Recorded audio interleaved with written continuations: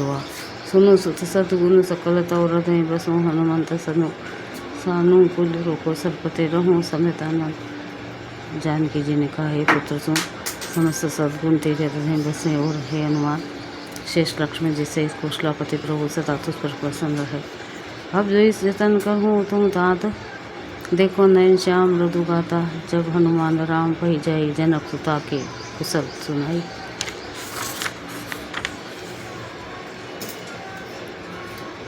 ये तात अब तुम वही उपाय करो जिसमें मैं इन नेत्रों से प्रभु के कोमल श्याम शरीर के दर्शन करूं। तब श्री रामचंद्र जी के पास जाकर हनुमान जी ने जानकी जी का कुशल समाचार सुनाया। सुनी संदेशु भानुकुल भूषण बोली, लिए युवराज विभीषण, मारुत सुत के संग सिधावहु, सादर जनक सुत ही ले आहूँ। सूर्य कुलभूषण श्री राम जी ने संदेश सुनाकर युवराज अंगद और विभीषण को बुला लिया और कहा, पवन पुत्र हनुमान के साथ जाओ और जानकी जी को आदर के साथ ले आओ। तुरंत ही सकल गए जहाँ सीता से वे सब निश्चर विनीता, बेगी विभीषण तिन्हें सिखायो, तिन्न बहु विधि मैं जन करवायो।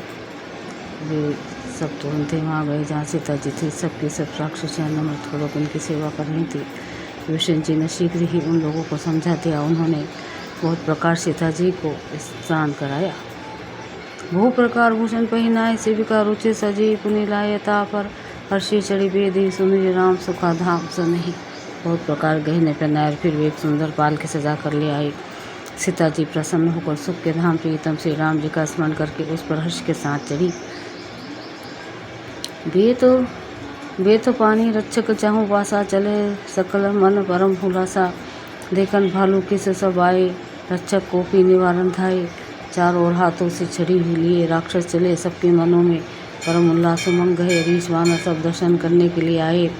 तब राक्षस क्रोध करके उनको रोकने दौड़े। कहा रघुर कहा मम मानू, सीतय सखा पाय दे आनहूँ, देखूँ कपि जननी की नाई, बियसी कहा रघुनाथ गोसाई। श्री रघुवीर ने कहा, हे मित्र, मेरा कहना मानो और सीता को पैदल ले आओ। जिससे वानर उसको माता की तरह देखे और गोसाई श्री राम जी ने हंसकर ऐसा कहा।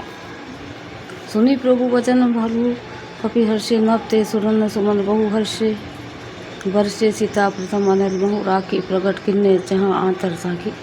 प्रभु के वचन सुनकर रीछ वानर हर्षित हो गए। आकाश से देवताओं ने बहुत से फूल वर्षाए। सीता जी के असली स्वरूप को पहले अग्नि में रखा था, अब भीतर के साक्षी भगवान उनको प्रकट करना चाहते हैं। दुआ ते ही कारण करुणा निधि कहे, कछुक दुर्बाद सुनत जात उधनी, सब लागी करे विषाद। इसी कारण करुणा के भंडार श्री राम जी ने लीला से कुछ कड़े वचन कहे, जिन्हें सुनकर सब राक्षसियाँ विषाद करने लगी। प्रभु के वचन शीस धरी सीता बोली, मन क्रम वचन पुनीता, लक्ष्मण होहूँ धर्म के नेगी, पावक प्रकट करहूँ तुम बेगी।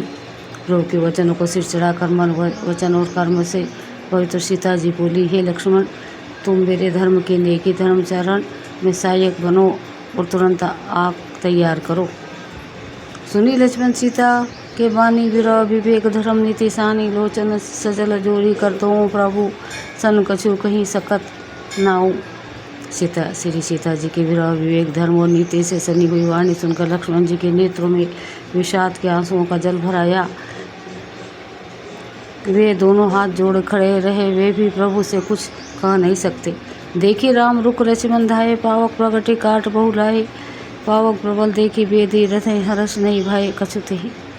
फिर श्री राम जी का रूप देखकर लक्ष्मण जी दौड़े और आग लेकर करके बहुत सी लकड़ी ले आए। अग्नि को खूब बड़ी हुई देखकर जानकी जी के हृदय में हर्ष हुआ, उन्हें भय कुछ भी नहीं हुआ। जो मन बचकन क्रम मन मम और माही, तजी रघुबीर आन गति नाही, तो किसान सबके गति जाना, मोह कहूँ कहूँ श्रीखंड समाना। सीता जी ने लीला से कहा, यदि मन वचन और कर्म से मेरे हृदय में श्री रघुवीर को छोड़कर दूसरी गति अन्य किसी का आशय नहीं है, तो अग्निदेव जो सबके मन की गति जानते हैं, मेरे भी मन की गति जानकर मेरे लिए चंदन के समान शीतल हो जाए।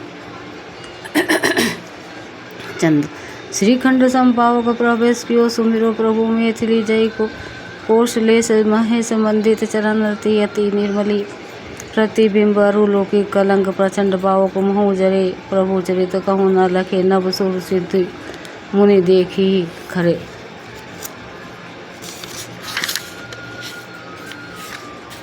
प्रभु श्री राम जी का स्मरण करके और जिनके चरण महादेव जी के द्वारा वंदित है तथा जिनमें सीता जी के अत्यंत विशुद्ध प्रति उन्हें कौशलपति की जय का जय बोलकर जानकी जी ने चंदन के समान शीतल हुई अग्नि में प्रवेश किया।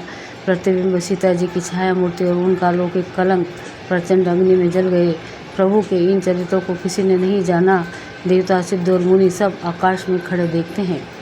धरी रूप पाव गोपानी गही श्री सत्य सुते जग विदित जो जिमे शीर सागर इंदिरा राम समर्पी अनिस और सो राम बान विभाग रचती रुचिर अति शोभा भली नवनील नीरज निकट मान हो कनक पंकज की कली। तब अग्नि में ने शरीर धारण करके वेदों में और जगत में प्रसिद्ध वास्तविक श्री सीता जी का हाथ पकड़ उन्हें श्री राम जी को वैसे ही समर्पित किया जैसे क्षीर सागर ने विष्णु भगवान को लक्ष्मी समर्पित की थी। वे सीता जी श्री रामचंद्र जी के वाम भाग में विराजित हुई। उनकी उत्तम शोभा अत्यंत ही सुंदर मानो नए खिले हुए नीले कमल के पास सोने के कमल की कली सुशोभित है। वर्षय सुमन हर्षि सुरबाजी गगन निशान गौवी किन्नर सुर वधु नाची चढ़ी विमान। देवता हर्षित होकर फूल बरसाने लगे, आकाश में डंके बजने लगे, किन्नर गाने लगे, विमानों पर चढ़ी अप्सराएं नाचने लगी।